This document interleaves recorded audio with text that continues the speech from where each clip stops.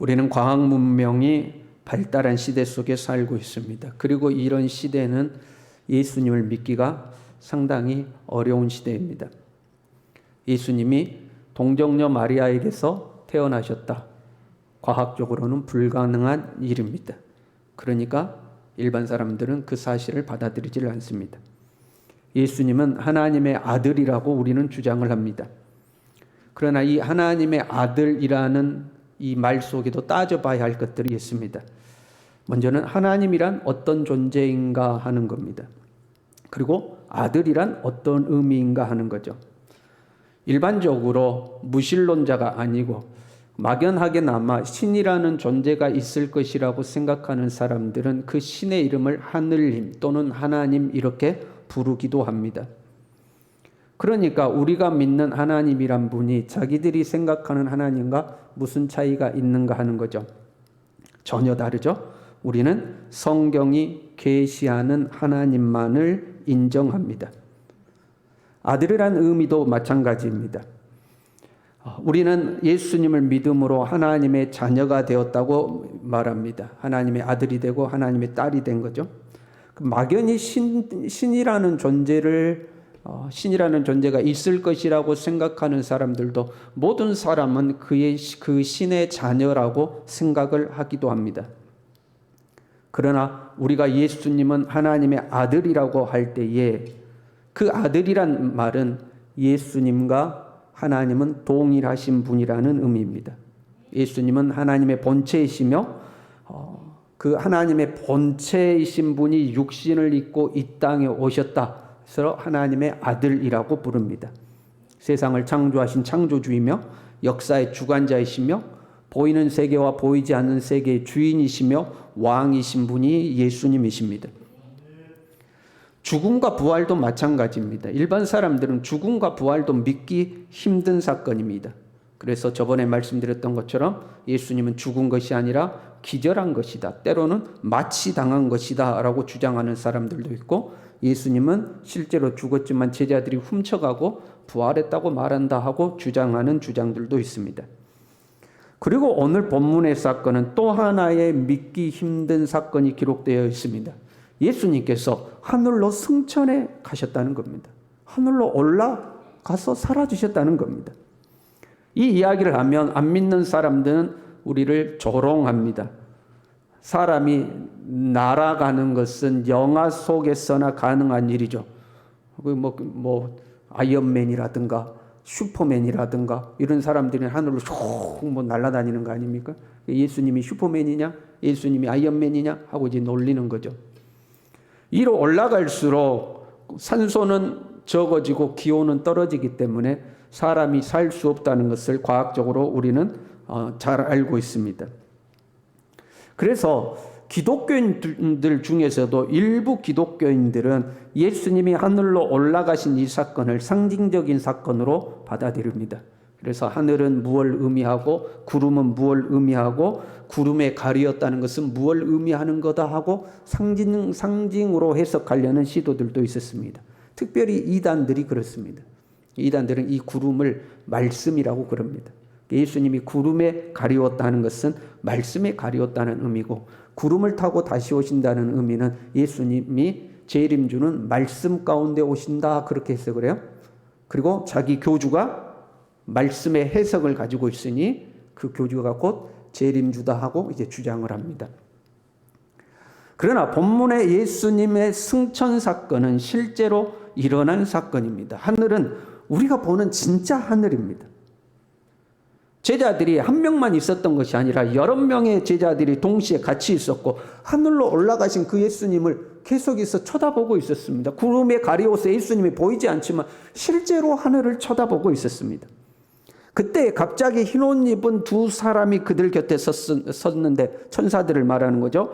어찌하여 서서 하늘을 쳐다보느냐 하고 이야기를 했습니다. 정말로 그 자리에 일어서서 하늘을 쳐다보고 있었던 겁니다. 천사들이 말하기를 이 예수는 하늘로 가심을 본 그대로 오시리라 하고 이야기했습니다. 예수님이 다시 하늘에서 오신다. 그리고 우리는 구름 타고 오신다 그렇게 이야기를 하죠. 그러면 또 안 믿는 사람들은 이야기합니다. 야, 지구는 둥그는데 예수님이 대한민국에서 보이는 하늘에서 오시면 저 대한민국 반대편에 있는 저 미국 같은 데서는 안 보이겠다. 뭐 이제 또 이렇게 이야기를 하는 거죠. 지구는 둥그니까 우리 하늘에서 보이면 반대편 하늘에서는 안 보이는 거 아닙니까? 그래서 어떤 사람들은 이제는 이 매스미디어가 발달했기 때문에 어느 나라 하늘에서 오더라도 전 세계에 생중계가 되니까 어디서든지 예수님 오심을 볼 수 있다 하고 이야기하는 분들도 종종 있습니다. 그런데 요한계시록에 의하면요, 예수님이 다시 오실 때는 새 하늘과 새 땅을 보니 처음 하늘과 처음 땅이 없어졌고 바다도 다시 있지 않더라 하고 기록하고 있습니다. 새 하늘과 새 땅이라고 기록하고 있습니다. 베드로후서 3장 10절에도요. 주의 날이 도둑같이 오리니 그날에는 하늘이 큰 소리로 떠나가고 물질이 뜨거운 불에 풀어지고 땅과 그 중에 있는 모든 일이 드러나리로다 하고 기록하고 있습니다. 하늘이 큰 소리로, 옛 하늘이 지금 우리가 보고 있는 하늘이 큰 소리로 떠나간다 하고 기록하고 있습니다. 새 하늘이 어떤 하늘인지 정확히 우리는 알 수 없으나 주님이 다시 오실 때는 지금과 전혀 다른 세상이 이루어진다는 것을 알 수 있습니다. 마치 예수님이 부활하셨을 때 예수님은 여전히 십자가에서 돌아가실 때 그 형상을 가지고 있었지만 그 전과 전혀 다른 몸을 가지고 계셨던 것처럼 동일하지만 다른 모습이었죠.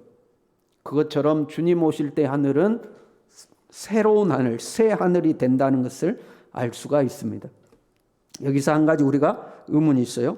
왜 예수님은 제자들이 보는 앞에서 하늘로 승천하셨을까 하는 겁니다. 왜 승천해서 가셨을까?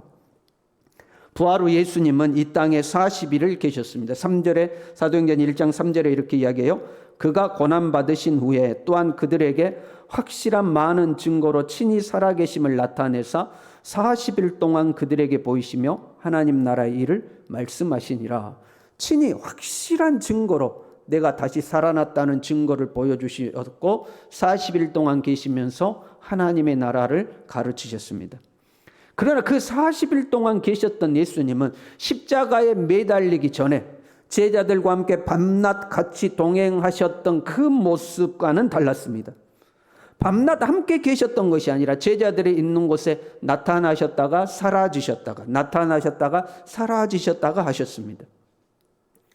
요한복음 20장에 보면 제자들이 한 곳에 모여서 두려워서 문을 꼭꼭 닫아두고 있었습니다. 그런데 호련히 예수님께서 그들 중에 나타나셨습니다. 그리고 예수님이 부활하심을 증명해 보이셨죠. 그런데 마침 그 자리에 도마가 없었어요. 도마가 나중에 오니까 제자들이 야 도마야 우리가 예수님을 만났다 하고 이야기합니다. 그러니까 예수님이 잠깐 머물고 계시다가 다시 떠나가신 겁니다. 우리가 예수님 만났다 그러니까 그 도마가 이야기하기를 내가 그의 손에 못자국을 보며 내 손가락을 그 못자국에 넣으며 내 손을 그 옆구리에 넣어보지 않고는 믿지 아니하겠노라. 나 못 믿어. 나는 못 믿어 라고 이야기합니다. 그리고 요한복음 20장 26절에 보면 여드레를 지나서 8일이 지난 뒤에 예수님의 제자들에게 다시 나타나셨다고 기록하고 있습니다. 나타나시고 다시 나타나기까지 8일이라는 시간이 걸렸습니다. 예수님이 한번 오셔서 하루 종일 같이 계신다거나 하루 이틀 사흘 해서 40일 내내 같이 계셨던 것이 아닙니다. 요한복음 21장에 보면 베드로와 도마와 나다나엘과 야고보와 요한과 다른 제자 둘이 디베라 호숫가에서 고기를 잡고 있었습니다. 밤새 고기를 못 잡았어요. 그때 예수님께서 바닷가에 나타나셔서 제자들에게 물어봅니다. 얘들아 고기가 있느냐 그랬더니 우리가 고기가 없습니다. 그물을 배 오른편에 던지라 해서 정말로 배 오른편에 던졌더니 그물이 찢어질 정도로 고기가 잡힌 거예요. 그때 요한이 멀리서 보고 예수님인 것을 알아봤습니다. 그래서 베드로에게 예수님이다. 그러니까 베드로가 옷을 벗고 일하다가 예수님이라고 그러니까 다시 옷을 걸쳐 입고 바다로 뛰어들어서 헤엄을 쳐가지고 예수님을 만나러 가는 장면이 나옵니다. 제자들은 부활하신 예수님을 만났음에도 불구하고 자기들 고향으로 내려가서 고기 잡는 일을 하고 있었던 것을 보게 됩니다. 그리고 그 현장에 예수님이 오랜만에 나타나셨던 것을 보게 됩니다. 그러니까 40일 동안 이 땅에 계셨지만 하루 종일 제자들과 함께 한 것은 아닙니다.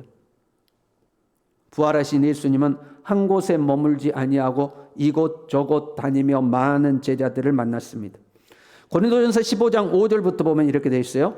부활하신 예수님께서 게바에게 보이시고, 베드로죠. 후에 12제자와 그 후에 500여 형제에게 일시에 보이셨나니 그 중에 지금까지 대다수는 살아있고 어떤 사람들은 잠들었다. 베드로에게도 보이시고 12제자에게도 보이시고 500여 제자들에게도 예수님이 나타나셨다 하는 겁니다. 여러 제자에게 예수님은 나타나셨어요. 우리가 잘 아는 누가복음에 나오는 엠마오로 가는 두 제자 이야기도 나오죠. 예수님이 그들을 만나러도 가셨어요. 근데 여러분, 엠마오로 가는 두 제자의 이름을 아십니까? 우리는 엠마오로 내려갔던 두 제자의 이름을 잘 모릅니다. 성경에는 한 사람 이름만 나와요. 글로바라는 제자의 이름만 나옵니다. 근데 그 글로바도 우리가 누군지 잘 모릅니다. 우리가 성경에 기록되어 있는 우리에게 익숙한 제자들 뿐만 아니라 예수님을 따랐던 제자들은 기록되지 않았고 우리가 알지 못하는 많은 제자들이 존재했습니다.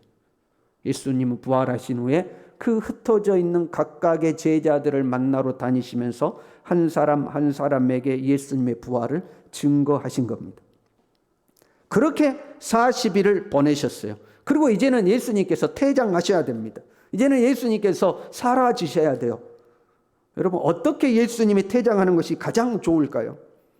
예수님은 호련히 나타나셨다, 호련히 사라지고 나셨습니다. 그러니까 이번에도 그래도 핵심 제자인 12 사도들과 그 외에 다락방에 모였던 120명 정도, 그 정도 있는 자리에 탁 나타나셔서, 얘들아, 이제 마지막이야. 오늘 너희가 너희들 보고 나면 이제 나는 진짜로 완전히 없어질 거야. 난 아버지께 갈 거야. 그러니까 다시는 나 찾지만 이제 나 못 만난다. 빠이빠이, 자이젠, 사요나라 하고 인사를 딱 하시고 이제는 끝이야. 이제 나 안 올 거야. 호련히 뿅 사라지면 여러분 되지 않겠습니까? 충분히 그럴 수 있지 않겠습니까? 그런데 예수님은 제자들이 보는 앞에서 하늘로 올라가셨습니다. 구약에 보면 하늘로 승천한 사람이 등장하죠. 우리가 잘 아는 선지자 엘리야입니다.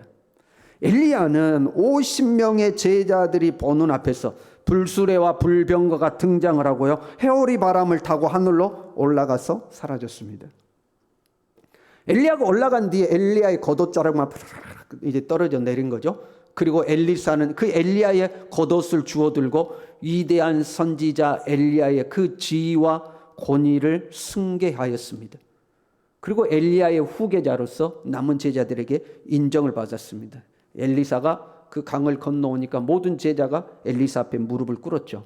그러니까 엘리야를 승계한 이제 그 제자로서의 지위를 인정하고 무릎을 꿇고 머리를 조아린 겁니다. 그 뒤에 약간의 문제가 생겼습니다. 그렇게 엘리사가 이제 제자들에게 인정을 받았는데 몇몇 제자들이 와서 엘리사에게 이렇게 이야기했습니다.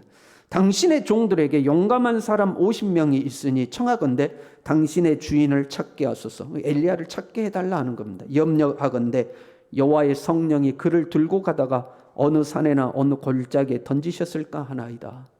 하늘로 올라가다가 혹시 하나님이 떨어뜨리지는 않았을까? 우리가 그 시신이라도 찾게 해 주십시오라고 엘리사에게 요청합니다. 그러니까 엘리사가 야, 그럴 필요 없다.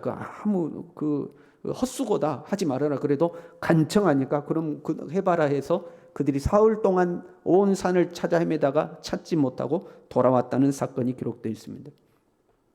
아마도 제자들은 워낙에 엘리야가 위대한 선지자였기 때문에 미련이 남았을 겁니다. 그 시신이라도 다시 한번 보고 싶고 그 시신이라도 거두고 싶은 미련이 남아 있었던 겁니다. 예수님은 이제 퇴장하셔야 되는데요, 완전히 퇴장하셔야 됩니다. 미련을 남겨서는 안 됩니다. 혹시라도 제자들이 예수님이 오늘이라도 한 번 더 나에게 찾아오지 않을까? 예수님이 호련히 찾아오셨다고 호련히 사라지니까 예수님이 혹시라도 나에게 한 번이라도 더 찾아오지 않을까? 예수님을 기다리거나, 아니면 예수님이 어딘가 저 갈릴리 바다에 가면 혹시 예수님이 부활하셨던 그 예수님이 거기 계실지도 몰라. 어디 예루살렘에 가면 예수님이 계실지도 몰라 하고 그 예수님을 찾아다니도록 해서도 안 됩니다. 완벽하게 예수님은 퇴장해야 됩니다. 왜냐하면 이제 제자들은 예수님께 맞췄던 그 초점을 성령에 초점을 맞춰야 하기 때문에 그렇습니다. 제자들은 성령을 기다려야 하고 성령을 받아야 합니다. 엘리사는 엘리야의 겉옷을 붙잡았어요. 그리고 자기가 구한 대로 영감의 갑절이 엘리사에게 찾아왔습니다. 그러나 신약의 지혜자들은 예수님의 겉옷을 붙드는 것이 아니라 성령을 받아야 합니다. 그래야 권능을 받게 되고 예수님의 증인이 되게 됩니다. 그러기 위해서는 예루살렘을 떠나지 말고 하나님 아버지께서 약속하신 성령을 가만히 기다리고 있어야 하는 겁니다. 예수님이 부활하시고 40일 동안 계셨던 그때처럼 그냥 고기 잡으러 자기 고향으로 가버렸어도 안 됩니다. 예수님을 찾아서 돌아다녔어도 안 됩니다. 예수님이 약속하셨던 것처럼 예루살렘에서 오직 성령을 기다리고 있어야 합니다. 그래서 예수님은 승천하기 전의 말씀이 성령에 초점이 맞춰져 있습니다. 오직 성령이 너에게 임하시며 성령이 임하시면 너희가 권능을 받는다고 약속한 성령이 오시기까지 예루살렘을 떠나지 말고 있어라 하고 성령께 초점을 맞추기를 요구하고 계십니다. 예수님의 승천은 예수님 찾아다니지 말고 성령을 기다리라는 예수님의 강력한 배려인 겁니다. 봐라, 너희들이 보는 앞에서 나는 올라가 버렸다. 너희들이 봤지? 나 올라가는 거 다 봤지? 이제 뭐 어디 갈릴리 바다고 어디로 나 찾으러 다니지만 나 완전히 가버렸다. 나 완전히 하나님 아버지께 하늘로 가버렸다 하고 실제로 가는 걸 그냥 그대로 보여주신 거예요. 나 더 이상 찾지 마. 나 찾지 말고 누구를 기다려? 성령을 기다려. 그런 의미인 겁니다. 엘리사는 엘리야가 떠나갈 때에 이스라엘의 병거와 마병이 하고 소리를 질렀어요. 그리고 이 엘리사는 그 엘리야를 승계하여 자신이 이스라엘의 병거와 마병으로서의 사역을 감당했습니다. 엘리야의 사역을 그대로 승계해서 감당한 거죠. 예수님이 승천하시고 이제는 성령께서 인류 구원의 사역을 감당하실 차례가 된 겁니다. 아니, 정확하게 표현하면 성령을 받은 제자들이 마치 엘리야의 제자 엘리사가 스승의 겉옷을 붙들어서 그 사역을 물려받았던 것처럼 예수님의 제자들이 성령께 붙들림 바 되어서 스승이셨던 예수님의 사역을 감당해 가야 하는 겁니다. 십자가에서 이루어 놓으신 인류 구원의 이 사역을 이제 땅끝까지 나아가서 증거하고 구원의 복음을 전해야 되는 이 사역을 감당해야 하는 겁니다. 그래서 너희가 성령을 받으면 권능을 받고 예루살렘과 온 유대와 사마리아 땅끝까지 이르러 내 증인이 되리라 하고 말씀하고 계시는 거예요. 그래서 예수님은 나 찾지 마 하고 가신 거예요. 성령 받으라. 성령 기다려. 성령에 초점 맞춰. 나 진짜로 간 거야. 잘 봐. 나 간다 하고 하늘로 다 보는 앞에서 확실하게 더 이상 미련을 갖지 못하도록 가셔버린 거예요. 오늘날 우리도 마찬가지죠. 우리도 성령에 초점을 맞추어야 합니다. 신앙생활을 오래 하면요. 그래도 우리는 대부분 신앙생활이요. 상당히 오래 하신 분들이요. 우리 교회는요. 지식이 많아집니다. 예수님에 대한 지식이 많아지죠. 동정녀에서 탄생하셨다거나 죽으시고 사흘 만에 부활하셨다거나 승천하시고 다시 오신다거나 이런 것은 우리의 아주 기초적인 지식 중에 하나일 뿐이죠. 예수님이 나의 죄를 대신해서 십자가에서 죽으셨다거나 예수님을 믿음으로 구원을 받았다가 가장 기본적인 지식 중에 하나일 뿐이죠. 그런데 신앙생활을 오래 하면 이제 이 외에도 엄청난 지식들을 쌓게 되지만 그 지식에 생동감이 없어집니다. 나를 위해 죽으셨다 그러면 뭐부터 그래. 예수님 다시 오신대. 그래. 뭐 이미 다 아는 지식일 뿐이에요. 별로 감흥이 없어요. 많은 지식을 가지고 있지만 그 지식이 나에게 뭔가 새 힘을 공급하지 않아요. 그냥 그래 이렇게 되기가 쉽습니다. 전도도 마찬가지죠. 누군가가 나도 좀 교회 다니면 좋겠어. 그럼 그래. 교회 다니면 좋아. 그러면서 우리 교회는 그래 오지 마. 우리 교회는 오지 마. 딴 교회 큰 교회가 왜 내가 신경 쓰려면 피곤하니까. 이게 없어지는 거죠. 왜요? 성령에 붙들리지 않기 때문에 그렇습니다. 요즘은 이제 우리도 유튜브를 하지만 얼마든지 그 유튜브를 통해서 많은 것들을 배울 수 있는 세상이 되었어요. 그러니까 자꾸 새로운 지식을 쫓아다닙니다.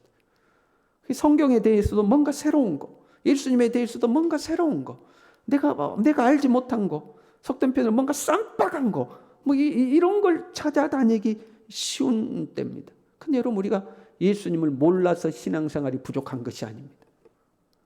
이미 알고 있는 내 지식이 내게 생명력 있게 역사하지 않는 것이 문제인 거죠. 그러려면 성령에 붙들려야 합니다. 뭔가 새로운 지식 쫓아다니지 말고, 뭔가 새로운 것이 있을 거라고 이리저리 방황하지 말고, 이미 내가 알고 있는 예수 그리스도, 이 예수 그리스도가 나에게 생명으로 다가올 수 있도록 성령을 사모하고 성령께 붙들려야 하는 겁니다. 성령께 붙들려야 생명력이 생기는 겁니다. 예수님의 죽음과 부활이 곧 나를 위한 사건이 되는 겁니다. 내 삶에 부활의 역사가 나타나기 시작하는 겁니다. 성령께 붙들려야 가능해지는 겁니다. 저와 여러분이 이 성령을 사모할 수 있기를 바랍니다. 성령에 초점을 맞추십시오. 나와 함께 하시며 영원히 나를 떠나지 아니하시는 내 안에 자정에 계시는 성령께 초점을 맞추십시오. 그리고 이 성령에 붙들려서 권능을 받아 주님의 제자로 살아가는 우리 모두 될 수 있기를 바랍니다. 기도하겠습니다.